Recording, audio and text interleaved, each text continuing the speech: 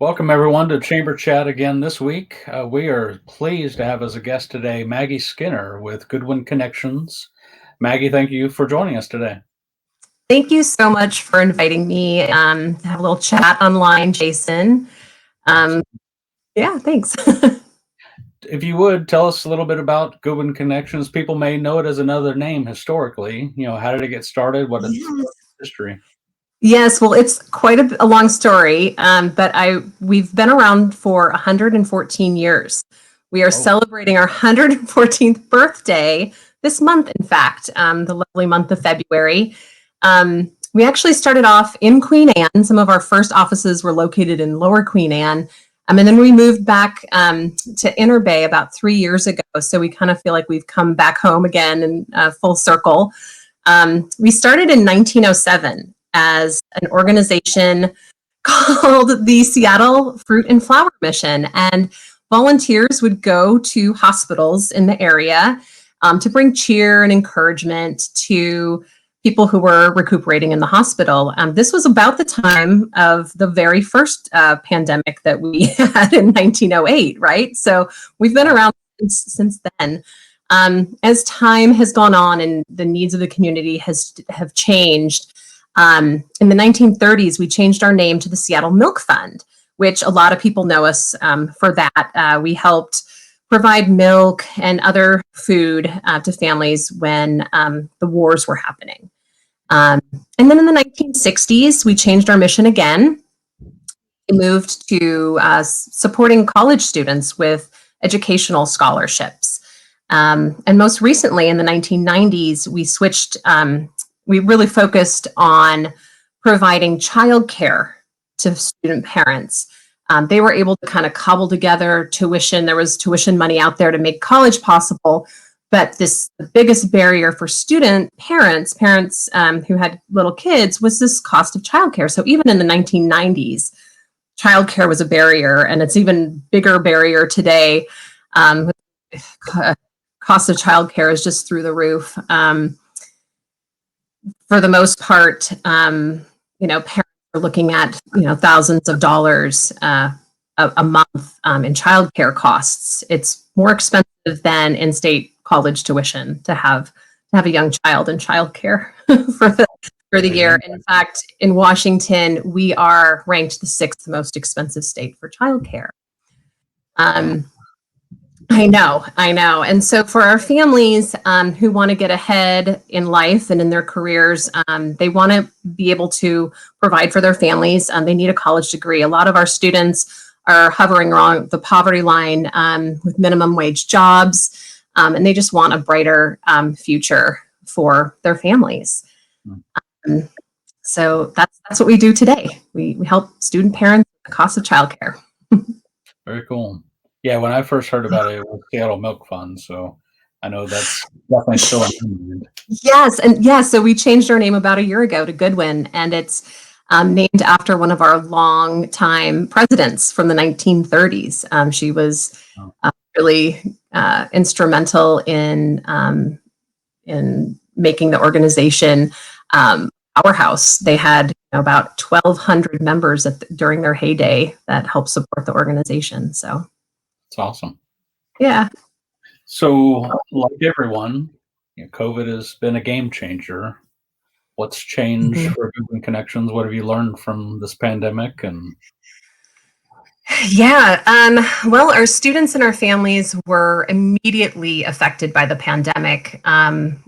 Colleges and elementary schools closed, distance learning commenced. Our students lost their jobs, part-time jobs, their work-study jobs, and some have been furloughed through this whole time. But our supporters really sprang into action and supported our families starting back in March of last year with grocery gift cards, technology access, computers, anything to just, keep them on track. We had, some students were really relying on the computer labs for computer use and to get online. And so when those closed, our students were borrowing computers or working on computers with cracked screens. And so we really wanted to make sure that everybody had access to their courses. So that's that's kind of how um, COVID has been tough for our parents, but also how we've been able to react. The other thing um, is that childcare is so expensive, as we all know. But when the schools closed, the families with school-age children were going to need more childcare during the day, so those costs doubled. And thanks to our supporters, we were able to increase the assistance we provided for them for this school year. And then this spring, we're also doing a new career kit that's going to help our students with their job searching, helping them with providing headshots for their LinkedIn pages. And, the job market is kind of like the Wild West out here right now. So we're relying on, just really trying to help our students from the first day they enter our program with some career help. We have Lydia Brewer, who's a photographer in Magnolia, helping us out with those. She's awesome. Yeah. Member of the chamber. Yeah, she's great. We love her. And she's really, she's come in a few times and helped our students with headshots and get them ready for looking for a job. Yeah. So what are some ways that you would say you're hopeful about the future? Yeah. Well, this month we released our 2019-2020 impact report. And in the newsletter that it came in, it also highlights all of our student parents who are going into the healthcare field in our newsletter. And we have highlights on our website as well. All of the nurses and mental health professionals and respiratory therapists. We have several dental hygienists in our program. They're featured. We wanted to really dedicate the issue to them because they're our future healthcare workers. We have more than 50% of the student parents in our program choose to go into a healthcare profession. And many of these professions are in high demand. And so it's really important to help students get into these jobs because, the U.S. population is aging, people are getting older, and other current healthcare workers are retiring. And so it's really important to get more people into these positions so that they take care of us. So I'm very hopeful with our students and their future endeavors. Mm-hmm. That's awesome. Yeah. So obviously you're doing great work. What would you say is special about your nonprofit, or what sets you apart from the rest? Yeah. Well, there are quite a few in Seattle. We really have a big nonprofit community. One of the things that I think makes us super special is just our longevity and our history in the community, and the dedication of our supporters. We, started off as an organization completely run by volunteers. And like I said, it was about 1,200 different women all throughout Seattle in different neighborhoods and in their communities, gathering together to fundraise for the families of, Seattle Milk Fund and now Goodwin Connections. They had really fun events that they would put on to raise money. There's a circle actually in Magnolia called the Catherine B. Freely Circle, and they've been meeting. There's been a circle since 1959. One of the founding members is still a member. Her name is Joy Goodenough, and she is still part of that circle in Magnolia. And then there was another circle called the Town and Country Circle in Queen Anne. Like all the neighborhoods had a Seattle Milk Fund circle for the most part. But, as a small nonprofit, I think it's made us to be able to be very nimble and and be open to changing with the times, to be able to support as many families in our community as possible. That's cool. Yeah.